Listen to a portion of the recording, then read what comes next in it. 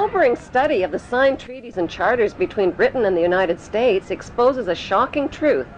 The United States has always been, and still is, a British Crown colony. King James I was famous not for just changing the Bible into the King James Version, but for signing the first Charter of Virginia in 1606.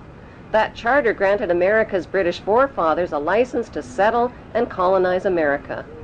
The charter also guaranteed that future kings and queens of England would have sovereign authority over all the citizens and colonized land in America stolen from the Indians. After America declared its independence from Great Britain, the Treaty of 1783 was signed. That treaty specifically identifies the King of England as the Prince of the United States and contradicts the belief that America won the War of Independence. Although King George III of England gave up most of his claims over his American colonies, he kept his right to continue receiving payment for his business venture of colonizing America.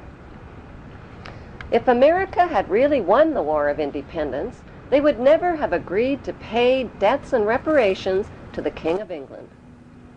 When Congress passed the 13th Amendment to the Constitution, the U.S. President was made subservient to the King of England.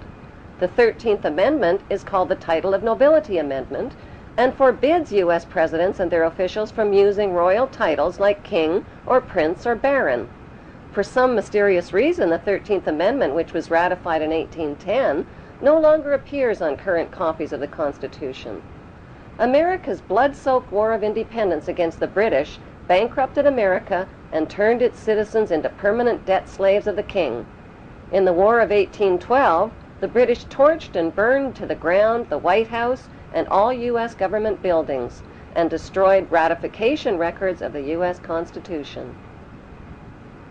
1 century later, a corrupt U.S. Congress committed the biggest theft in world history.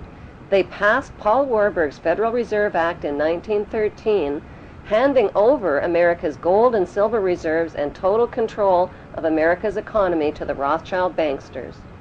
Most Americans still believe that the Fed or Federal Reserve is the government. It is not. The Fed is a privately owned banking system whose majority Class A shareholders are the Rothschilds, Warburgs, Kuhn and Loeb, J.P. Morgan, Rockefeller, Israel Seif, and the Lehman Brothers. This private banking cartel is the Fed and is never audited and never pays taxes. They print and design America's money, which displays their symbols of an Egyptian pyramid, a Masonic all-seeing eye, and the words "In God We Trust." Who exactly is the God they trust? They also collect American taxpayers' money through the IRS. Then they loan it back again with interest to pay for roads, bridges, and other public works.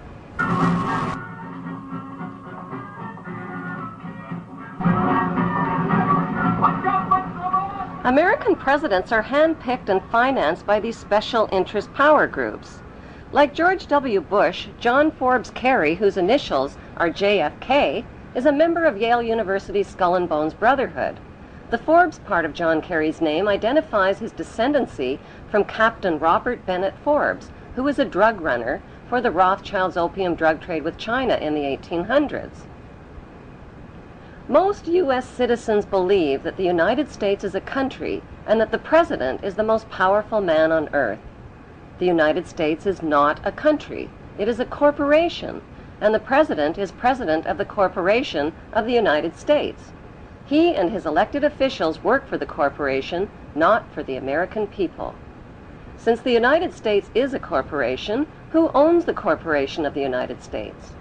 Like Canada and Australia, whose leaders are prime ministers of the Queen, and whose land is called Crown Land, the United States is just another Crown colony.